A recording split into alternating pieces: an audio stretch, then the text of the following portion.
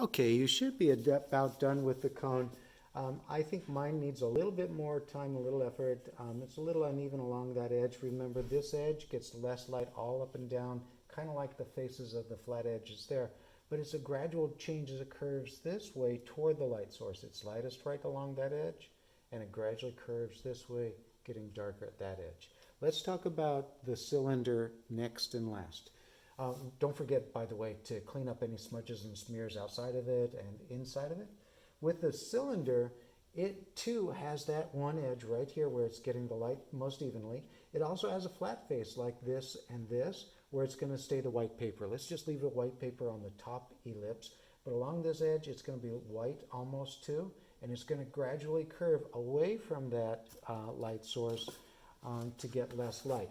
So it's hitting here more strongly, and it's going to stay white paper. But along this whole edge, it's lightest, and it gradually curves this way around the form, going from light to dark that way. So we're going to create the values the same way we did here, but where our curvature isn't going to an apex anymore. Remember, do one light value right up to your outline at the front curve or front ellipse. Go down to the bottom ellipse as evenly as you can. Go to right to the left outline, but stop along. Don't get right up to this edge. Leave a little white paper. And then you're going to curve it this way, blending it in gently that way and this way. That motion, if it shows up, it'll flatten it out a little bit. It'll show it's got a a vertical edge to it, but it also will show it that it curves if you curve with your thumb or your finger with the curvature of it.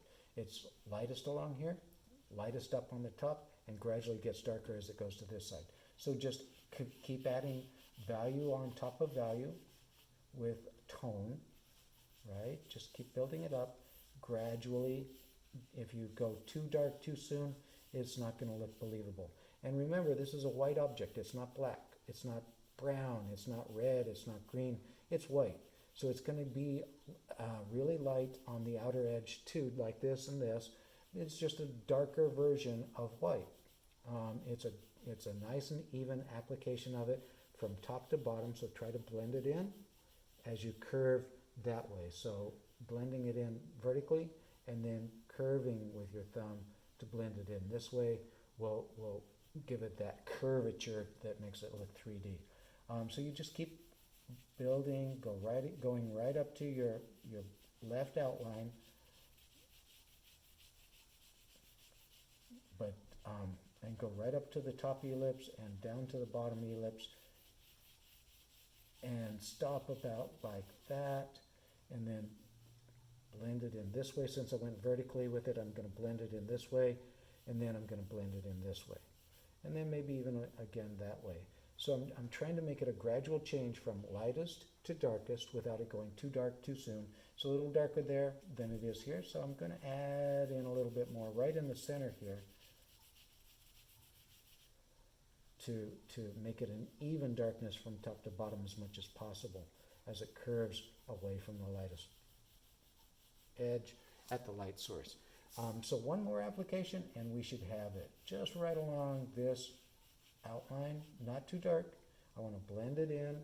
I don't want it to be a black outline or even a really dark edge. And it looks a little bit too dark right in there for all of this right here. So I'm just going to pull a little bit of it out. I'm going to blend it back in to make it a gradual change from light to dark.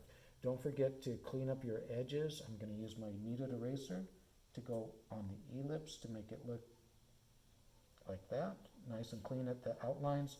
I'm going to go to my outlines here, down at the bottom, and at that edge. So once you think you've got a believable looking cylinder, you're proud and happy with your cone, your sphere, your pyramid, and your cube, you're done. So remember, your next step is to take a photograph of this and then fill out your evaluation sheet, take a photograph of it.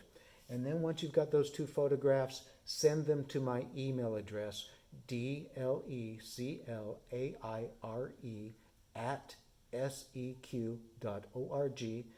send them to me. Make sure that I know that they're from you. Don't send them from your mom's account. Send them from yours so I can give you the points for doing the work. Congratulations. Good luck. Our next project is coming up. I'll start sending it on Friday. Good luck. Take care of yourselves, you guys.